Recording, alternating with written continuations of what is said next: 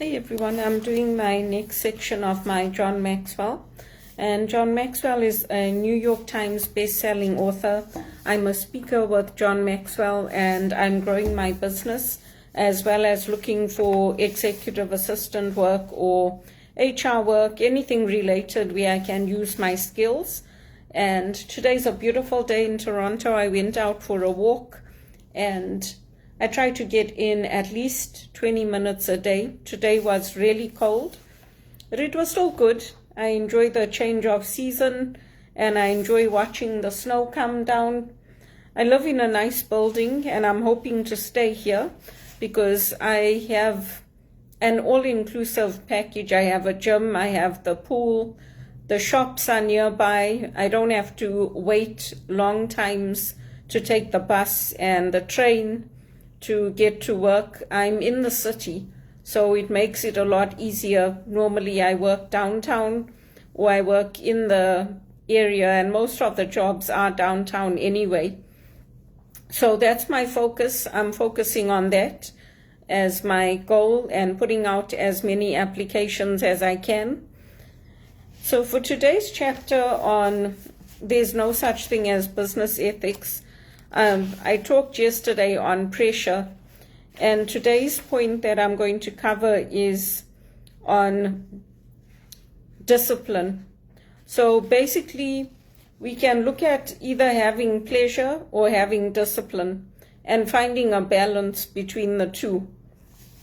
One of the things that is important is we can delay the gratification of doing something or achieving something. And I think for somebody like me who has studied part-time while working, you know how to do that. But you can start with small things. You can start with giving up that Tim Hortons coffee that you buy every day or the Starbucks and taking a flask of coffee with you to try to save money. There's different ways that we can train ourselves. One of the things that I do is I fast.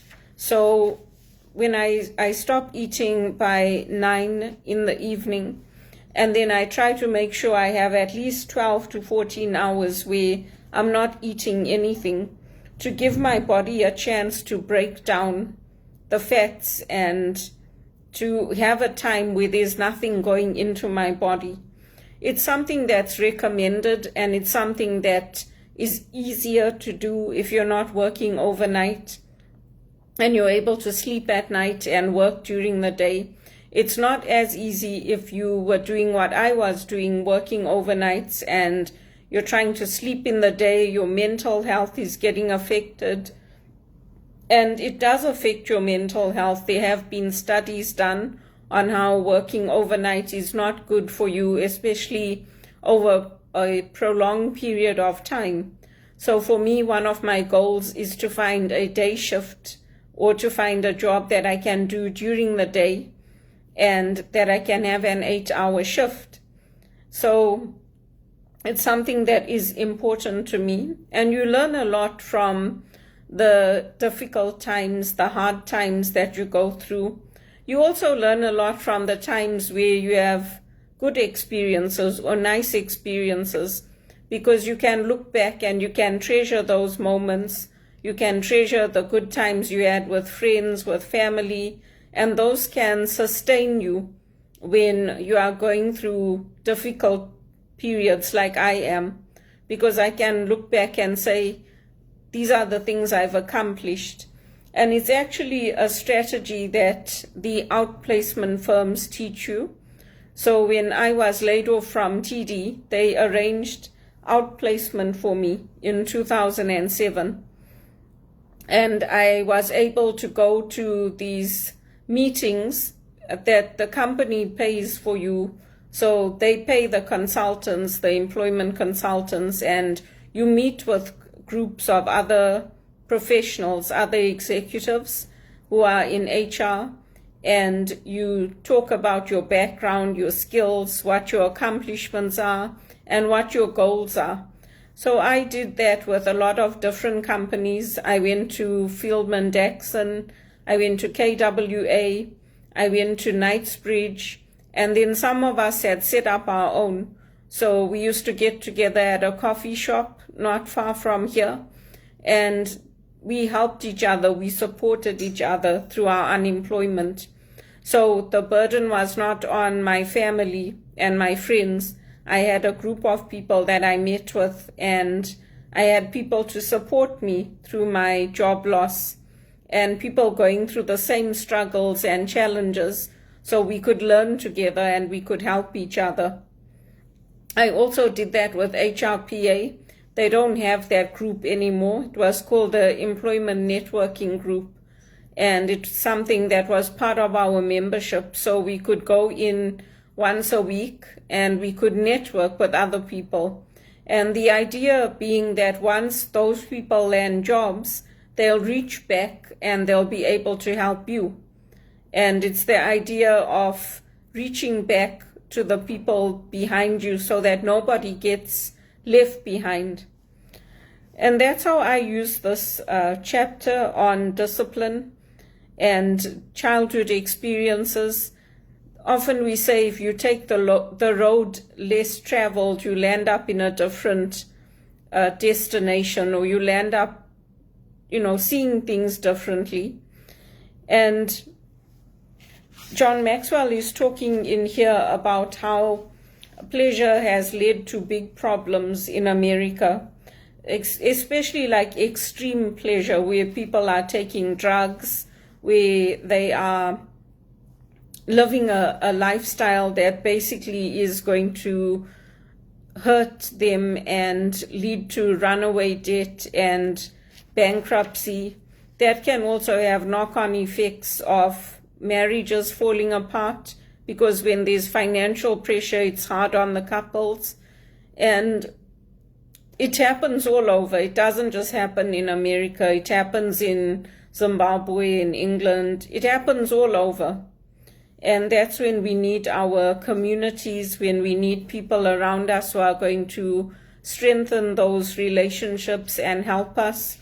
That's why when people get married, they have a best man and they have a bridesmaid, they have a maid of honor, because those are the people that will be there for them through their marriage journeys. And it's the same with christenings. You have a godparent, you have a godmother and a godfather. They are the ones who are there to strengthen you on your faith journey, to encourage you in it, to help you in it. And many of us grew up with strong faith communities around us, so that helps us because we don't have to go to extreme forms of pleasure. In fact, in Zimbabwe, the discipline is very strong against drugs and all of that, and they expel the children from the schools, at least when I was growing up. If we were caught with drugs or alcohol or anything like that, they would be expelled, so you'd lose your education. So there's ways to encourage positive things, positive behaviors, and to discourage negative behaviors. John Maxwell also talks about how his assistant helped him to hold himself accountable so that things don't fall through the cracks, saved him time, saved him money. And disciplined people know that we live appropriately. And we live with our goals in mind, with our aims in mind of what we want to accomplish. And when we keep that goal in mind, it motivates us. It helps us. And so too we can help others, because then we are also helping them to develop that skill in them, to develop that talent in them.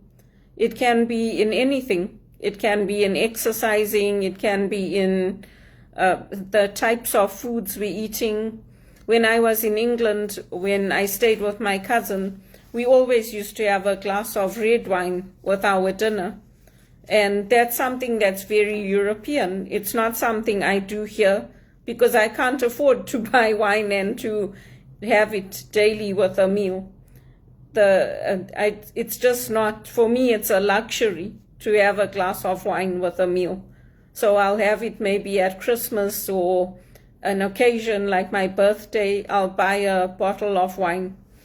So lifestyles also change depending on which country we're in, where we're living, and what options are available to us. Sometimes I will walk to work. If it's a nice day and work is within walking distance, I can walk. So because for me, I enjoy walking. Somebody else may not enjoy walking, but I don't have the money and the means to buy a car. So I try to find places to live that are accessible to the things I need to do. When I do my groceries, sometimes when I'm doing my monthly shop, I'll do 3 or 4 trips to the grocery store in one day so that I have my groceries for the month. That again is a discipline because I make my list and I stick to it. I don't buy luxury items all the time. I don't go to I like Ben & Jerry's. I don't go and buy Ben & Jerry's all the time. I don't go out and have meals at restaurants all the time. So there's ways that we can teach ourselves to be disciplined and to learn from the difficult times in our lives. When I was studying as a student, growing up in Zimbabwe, we often had power cuts, electricity cuts. So I used to get up and study by candlelight. So, I mean, of course, you're going to land up with eye problems because you're studying with a very dim light. But I passed all my exams and I did very well. I asked for extra coaching when I needed it. And that again is a form of discipline. But that's one of the reasons that I volunteer and I help others, because I know what it's like to have nothing. And here in Canada, the students get volunteer hours. So you'll find that there's some places where you can offer to volunteer, but they'll say, no, we don't need you right now because we have a lot of people available. Because the students bank their hours and then they use that as a credit in the school. That's something that they don't have in Zimbabwe because volunteering is just part of what we do naturally. We don't bank our volunteer hours and we don't have a system there where if you're not volunteering, you're not going to get any social assistance. That's not how our society is set up. People do it out of the goodness of their hearts because they want to help others. Whereas over here, in some cases, it's taken advantage of because employers, instead of getting somebody paid in to do that job, they'll just get volunteers. And then through that, they'll set up whole organizations and they'll just have somebody doing all their work for free. So that can also be a negative. But that's again a cultural difference between here and Africa. And we don't have any basic kind of income or anything like that, like they have in some places, like in the Netherlands or other places in Europe. There's a basic income set up, and that basic income will cover basically like your rent and your food and transportation. You'll have enough to live on. We don't have that in Canada. We have a system set up where married people get a certain amount, people with children get an amount for that. Single people don't get the same benefits as married people. Before, we used to have a system where, like for the TTC, because TTC is expensive, the public transit, it's like the tube in England. So there was a system where everybody could claim for that at the end of the year. Then that was taken away. So some of the things that we have in other countries, we don't have here. And some of the things other places have, we will not have access to, depending on what the aim is and what the government wants to do. But we can learn from that to be disciplined, and we can learn, because many of us who are single, we are helping the married people. We're helping them by giving our time. We're helping them by reading in the church. We're helping them by taking the children's liturgy like I did. So even though we are not getting the same benefits as them, we do more than others to help them. And that's just how it is. People think, oh yeah, you're single, you don't have as much responsibilities, but sometimes we have more. Like with me, I have my mom, and she's elderly, but I don't get anything for helping her. She doesn't get anything because she didn't work in this country. So there's more burden on us as single people compared to the married people. The married people get more support. And that's just the way the system is set up here. It's completely different to Europe, but we can learn from the different places that we've lived in if we've taken the opportunities to visit, to travel, to see them. There's a lot of things that are similar, like they'll have open air concerts, or they'll have family days or community events where everybody will benefit. And everyone will have the pleasure of benefiting from that. So now lots of governments are working together to try to have something set in place and to have people get at least the same basic standards. It's very sad when you see the 10 cities that have sprung up in different parts of the world and how they want to bulldoze them and take them down. But then where do those people go? Here in Toronto, there's people sleeping over the grids in the winter, in the bitter cold and in the snow. And it's really sad to see it, because sometimes you do everything right and you still don't get that break. So, and people are quick to judge and say, it's you. You are the one that we worried about because everyone else is doing fine. But everyone else is getting more support than I am. Everyone else is getting the family visits, the family time, the vacations to go see family. So all of that also needs to be taken into consideration. And for me, it isn't. It's most of the time when I ask, can I come? The answer is, oh, this is not a good time. This is not going to work. So I stick to my own self now. I keep in touch with friends overseas. I keep in touch with family occasionally. But I don't ask, can I come and see you? Can I come and visit?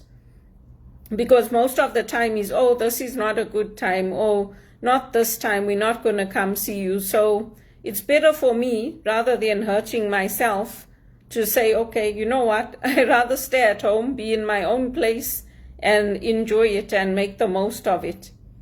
And single people don't get that same respect as married people in Canada.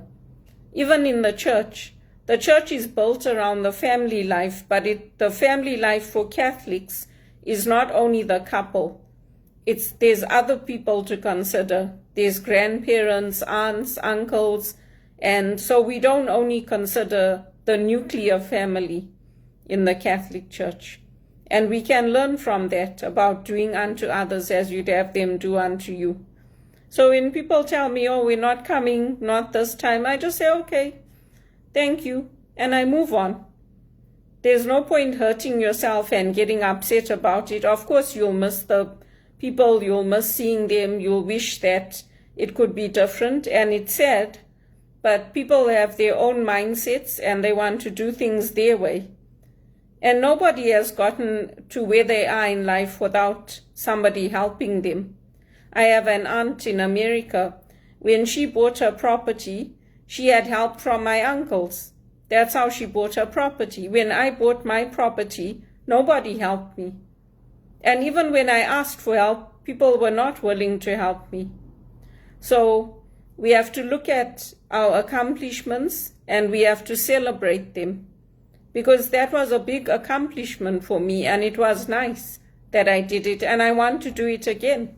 I want to buy my property on my own, and I want to keep it. And if it's not here, if it's in America or somewhere else, then I'm willing to move, because I do not want a life of poverty. I want a big house. I want a nice car. I want to be able to earn those things and say I did it, and I did it without stealing and committing crimes and without doing anything like that. So I keep my goals in mind, And that's how I apply this discipline. And sometimes when people want the pleasure of something, that's when they forget about doing unto others as you'd like done unto you. And we have to keep our commitments to the best of our ability. Right now, Canada is going through a very, very hard time. This has been going on since 2007. So sometimes we have to ask for a little bit of help to make our payments. We have to sacrifice getting things that we would like to have so that we can meet those obligations that we have. And with me, I am blessed because I do have family that help me when I get my food or when I get help from them. I do thank them because at the end of the day, yes, I've helped them, but it's nice of them to help me to reciprocate in turn. There's nobody in life that gets to where they are without some help. Even the people that are going into shelters or accepting clothes or the food we take to the church, I'm still helping somebody because I know what it's like to have nothing. I know what it's like to be taken advantage of. I know what it's like to have grown up in a society where interracial marriages are looked down upon. And I've grown up with all of that. So I try to use my time to do unto others as I would like to have done unto me. It doesn't always work out that way. Like now, TD is putting 24-year-olds into prison instead of taking responsibility at the top by the executive. There's only so much you can do to use your voice. I was one of the people that spoke up for Alec Baldwin when they wanted to put him in jail. With Boris Becker, I didn't know what was happening until it was like, what, he went to jail? I didn't even know what was happening with him. But that's what they do. They put everything onto the person that, like somebody like me, instead of them taking responsibility. And unless we're using our voices, it's going to carry on happening. So that's part of the reason that I use my voice. I try not to make promises that I can't keep. And actions speak louder than words. That's what I say. Everybody can make promises, but actions speak louder than words at the end of the day. So that's those are my experiences of Canada and how I help professionals, how I help people to reach their goals, especially when I've gone through a lot of unemployment. Somebody else might end up going into a mental institution, or they might land up going off their head if they had to deal with everything I had to deal with. But I'm fortunate I've had my music to comfort me. I've had my singing, I enjoy my walks, and I count my blessings, and that helps me. And I also know how to delay pleasure. I know how to delay instant gratification. I cook my meals and I'll make a meal for 2 or 3 days. And it's better than going and buying a frozen. Sometimes those frozen foods have been sitting there for months. So why not cook a meal that's going to be 2 or 3 days and then you can freeze half of it and take it out. And then it's fresh, it's in your own home. So I'm lucky, I like cooking, I like baking, I like doing all these things, and I enjoy them. So if you like them, you can also do them and you can learn from them. I also have this, I'm a friend of Knock Shrine. So sometimes I will watch the services online. I have a few priests that I enjoy watching. And I'm looking forward to their Christmas carols. That's something I like to watch from there. I like their singing. And I like singing with Elvis. That's one of my favorite things to do. I'd like to sing with his hologram like his daughter, Lisa Marie. But who knows? Many things that I wanted and that I hoped for have not come to pass, but many have. So I focus on those things and how good God has been to me and how he has blessed me and how he has helped me. And we have to be people who know what needs to be done and to take care of it. So I hope that helps you in some way. It's very hard when you're put into very difficult situations like me. And I just keep my faith. And that's why I go and I spend time in front of the Blessed Sacrament in the church. I like it when it's nice and quiet, when there's no music, when there's just complete silence. I like to go and sit in front of the Blessed Sacrament. When I'm at home, I'll also keep the TV off, the radio off. I enjoy the silence. I like going for long walks. So there's a lot of ways that we can delay the pleasure principle. I could sit in front of the TV the whole day and watch movies while I'm at home, unemployed, but I don't do that. I'm disciplined. I apply for my jobs. I see what's available. And yes, there are days where I just don't feel like doing anything, but most of the time I try to be good and I try to help myself because I have big dreams.